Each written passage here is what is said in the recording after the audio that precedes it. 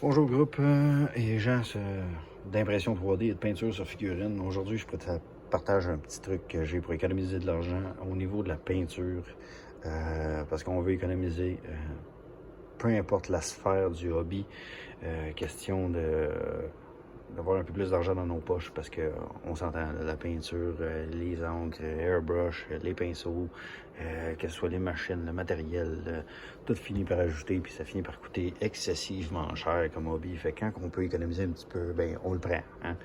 Et puis en autant qu'on ne perd pas côté performance et utilisation, ben, à ce moment-là, c'est tout bénéf pour nous autres. Okay? Aujourd'hui, je prends une pause de mon projet que je suis en train de faire là. By the way, en passant, je vois que je suis pas tout seul, j'imagine, je suis pas tout seul à avoir les mains qui finissent de même après une session de peinture. Là. Moi, c'est régulier, les mains à grandeur. Puis plus je peinture longtemps, plus mes mains sont tout beurrées. Ah, les gars. Mais toujours est-il, je me suis pas lavé les mains. Comme je vous dis, je ferai une pause pour vous expliquer ça. Aujourd'hui, on va parler de pinceau sec, une technique débutant.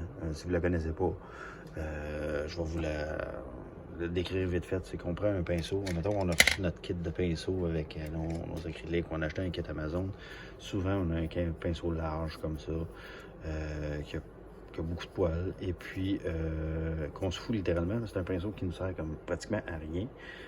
La technique qu'on va utiliser avec un pinceau comme ça, c'est on va mettre de la peinture directement sortie du pot dessus. Fait qu'on met de la peinture soit dans une truelle de même, quelque chose comme ça. On va tapoter notre pinceau dans la peinture. On va prendre un Scott Towel pour les Québécois, un sopalin pour les Européens. Et puis, en gros, on va essuyer notre pinceau jusqu'à temps qu'il n'y ait presque plus de peinture dessus. Et puis après ça, on va littéralement brosser notre modèle.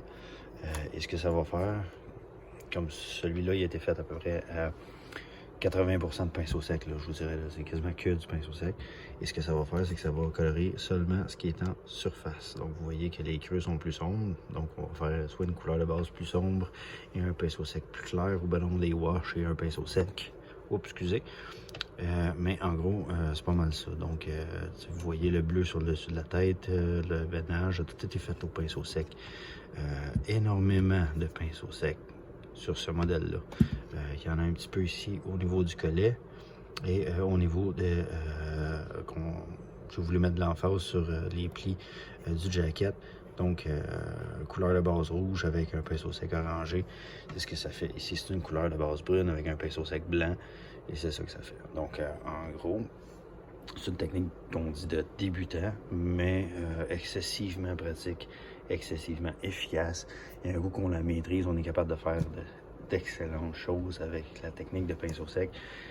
Même si on est avancé, c'est à ne pas négliger. Moi, je me considère pas comme étant avancé et je m'en sers encore énormément. Et je vois pas le jour où je vais arrêter de me servir de cette technique-là. Parce qu'au bout de la ligne, on veut quelque chose d'efficace, qui prend le moins de temps possible. Donc, je vois pas pourquoi un puriste dirait que c'est une technique de débutant à ne pas se servir quand on est rendu un vrai peintre. Non, c'est pas vrai. C'est une excellente technique. Ce qu'il y a de plus commun, c'est soit les kits de pinceau Army Painter qui coûtent une blinde que je vous conseille pas d'acheter. C'est de l'arnaque, littéralement, parce que c'est un pinceau qu'on va ruiner, on va le scraper. Donc, dépensez pas une fortune pour ce genre de pinceau-là. On prend des pinceaux maquillage. Ça, c'est ce que j'ai trouvé au Walmart. Le premier kit de pinceau maquillage que j'ai acheté, c'était 3 pinceaux. Là, j'en ai 2, je suppose qu'il y a le 3e. Et puis, ça m'a coûté quelque chose comme 20$ pour les 3 pinceaux. J'ai trouvé ça excessivement cher pour des pinceaux cheap. C'est des Elf Foundation. Et tu vois, lui, il tient avec du tape. Parce qu'ils se sont tous mis à faire ça. Je sais pas si vous le voyez, comment la férule à grouille, elle bouge dedans. Là. Ils sont rendus tout évasés. Regarde, c'est simple. J'ai fini par lâcher. OK? C'est de la boîte. C'est vraiment de la vidange. Pour le prix que j'ai payé, c'est de la cochonnerie. OK? Donc, je vous conseille pas de prendre ça. Par contre, ma femme m'a commandé sur Shein ceci. Un kit de 20 pinceaux. OK? Il y en a qui servent à rien dedans. Je vous le dis tout de suite, celui-là, ça ne servira jamais à rien. Mais écoute, sur 20, un ou deux qui servent à rien, on s'en fout. Et on a toutes les grosseurs, tous types modèles qu'on voudrait bien avoir besoin. Puis ils servent tout comme pinceau sec en fait, toute la gang. Beaucoup plus efficace que si on prendrait un pinceau plat de même. Pinceau plat, dans le fond, vu qu'on n'a pas énormément de poils concentrés, ça devient difficile. Il faudrait vraiment... un pinceau rond de même fonctionne bien, un pinceau plat de même, c'est plus difficile. Donc en gros, on ne sert pas de ceux-là, mais ceux-là, on s'en sert énormément. On a les gros, on a un que lui j'adore, qui se trouve à être un rond comme ça, mais il est biseauté. Ça va merveilleusement bien, sérieusement, j'adore celui-là. On a tous les types. Il y en a un ici pour les cils, je crois, qui est ça ici. OK? Au final, je m'en sers pour mélanger la peinture dans mon airbrush et nettoyer mon airbrush. Donc au final, mon cher, régulièrement, j'étais surpris de me servir de celui-là. OK? Ensuite de ça, puis à la limite, on pourrait s'en servir pour faire un peu comme une brosse à dents pour faire des éclaboussures. Fait que c'est quand même bien. Si on voudrait faire des éclaboussures plus fines qu'avec une brosse à dents, parce que c'est un petit peu moins raide. Il y en a un autre ici qui est super intéressant. Ceux-là avec la mousse. OK? En fait, ça me sert à rattraper les erreurs que je peux faire. Si je déborde un petit peu d'eau, je me dépêche, je m'en vais frotter, puis ça me permet d'effacer l'erreur que je viens de commettre. Je le faisais avec un pinceau. Normalement, je prenais n'importe quel pinceau qui traînait, puis je me dépêchais à le faire.